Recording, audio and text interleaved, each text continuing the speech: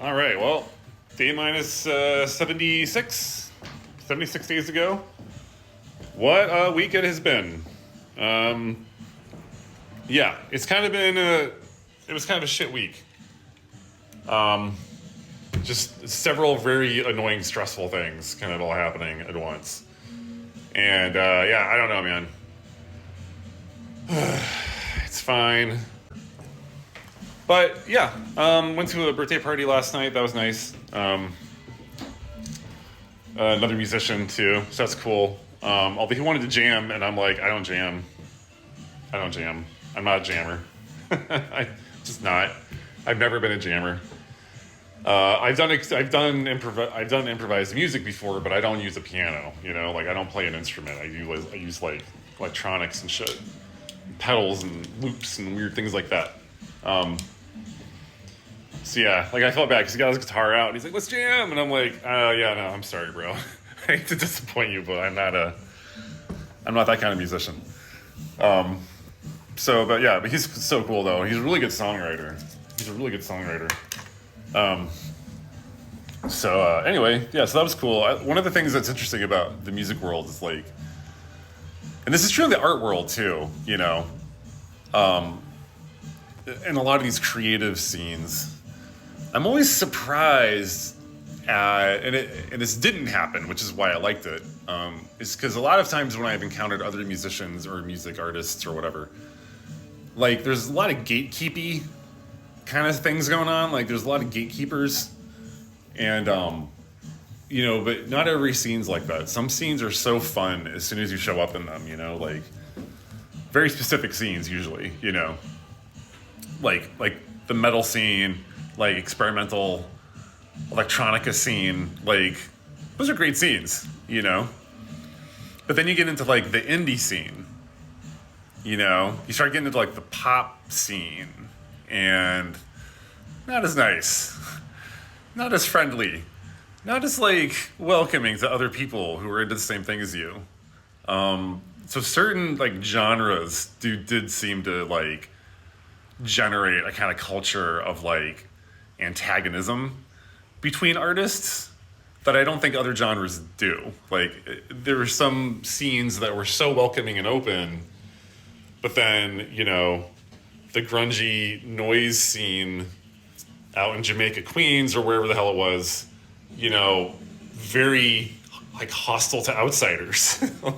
Like even if you were making similar music or anything, it just would be this like competitive thing like right away. But then other scenes, forget it. They didn't care. You could show up with a fucking ukulele. That's fine. You know what I mean? They'll put some effects on it. They'll run it through a microphone and make it sound crazy.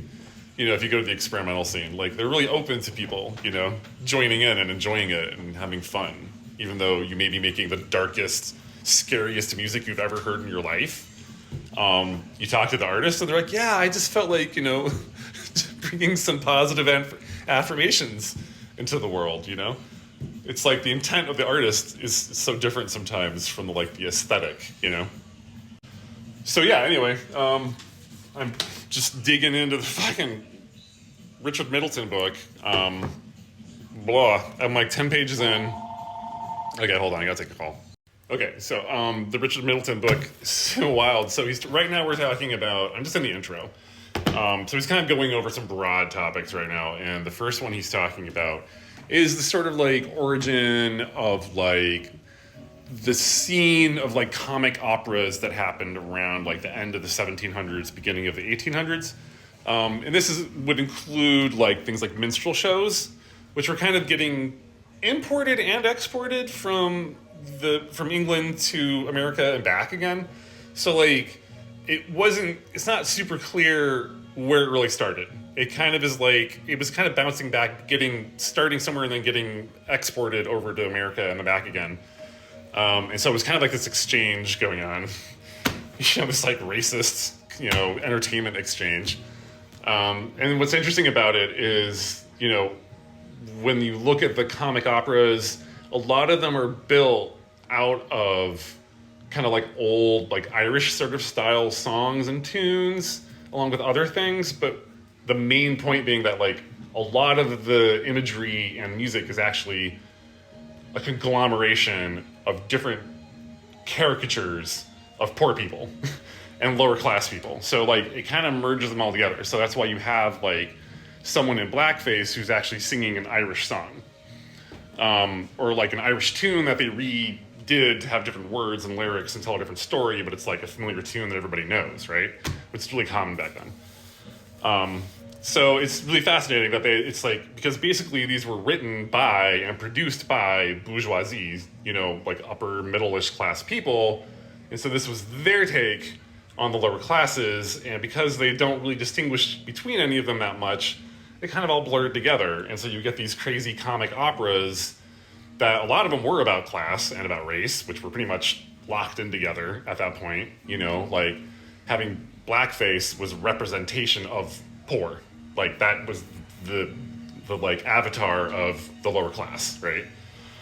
And it's from this that we start to get these catchy tunes that not only do the lower class end up loving these things, even though it's like buffooning them, they love the catchy tunes and the stories. And then the bourgeois and the sort of upper middle classes also love these things because of the tunes, and a lot of them are writing these things. So it's the kind of emergence of a pop culture that's transcending the class and race lines by being extremely racist and classist. It's crazy. So I'm going to dive more into this because it's just, I'm loving it again. And I'm remembering why I liked this book. So it's kind of wild. So we're going to go further with that. But anyway, I need to eat something because I'm really hungry. And that call was a customer coming to buy stuff. And I want to get some food in my stomach before they get here. Okay, I'll see you tomorrow. Cheers.